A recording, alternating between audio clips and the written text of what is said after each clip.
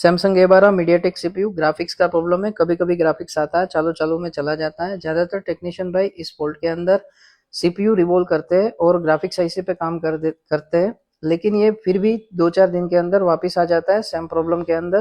तो इसका final solution ये है कि ग्राफिक्स के लिए डिस्प्ले कनेक्टर पे एक 1.8 आईओ सप्लाई आती है जो पावर आईसी से बन के आती है। वो टूटने की वजह से, बार बार चालू चालू में टूटने की वजह से ये प्रॉब्लम आता है। तो सबसे पहले हमें पतरे को रिमूव करना पड़ेगा। पतरे को रिमूव करते समय हम पतरे की बॉर्डर की लाइन के ऊपर पीपीडी फिलअप कर देंगे। पीपीडी फिलअप करने से ये लो मेल्टिंग हो जाएगा और बड़े आसान तरीके से उतर जाएगा। यदि आप पीपीडी फिलअप नहीं करोगे तो आपको प्रेशर ज्यादा करना पड़ेगा या टेम्परेचर ज्यादा देना पड़ेगा, उस वजह से बैक साइड पे सीपीयू डिसमेंटल होने की संभावना है। अब यहाँ पे 330 का टेम्परेचर देके हम बहुत ही हल्के हाथों से पतरे को उठा लेंगे। पतरा उठाने के बाद फिर हमें पावर आईसी को रिमूव करना है। पावर आईसी को रिमूव करने के बाद फिर मदरबोर्ड 00 करेंगे और फिर वहां पे हम एक जंपर करेंगे।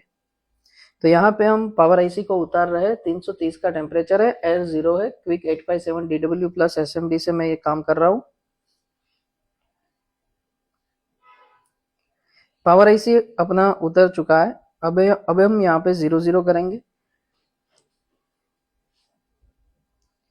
यहाँ पे जो ये पॉइंट है जो 1.8 वाला, वो ट्रैक अवेलेबल रहता है, कई बार ओपन भी हो जाता है। यदि अवेलेबल है फिर भी हमें जंपर कंपलसरी करना है, क्योंकि उसका जो बॉर्डर पॉइंट होता है ना, ये पॉइंट जहां पे मैं बता रहा हूँ, वहीं से ये बार बार कनेक्ट और डिसकनेक्ट हो जाता है चालू चालू में, उस वजह से ये प्रॉब्लम आता है। ज्यादातर जनरली चाहे पावर आईसी हो चाहे सीपीयू हो, ये बॉर्डर वाला लाइन वाले जो पॉइंट होते हैं वो सही होने के बावजूद भी कई बार चालू चालू में टूटते हैं।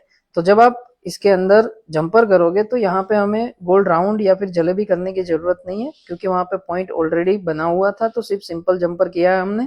और अब हम आईसी को रिवॉल्व करेंगे और रिवॉल्व करने के बाद फिर बिठाएंगे। यदि आप चीप लेवल का, बेसिक 0 लेवल से एडवांस तक का पूरा मोबाइल रिपेयरिंग सीखना चाहते हो तो आप हमारा इंस्टीट्यूट ज्वाइन कर सकते हो।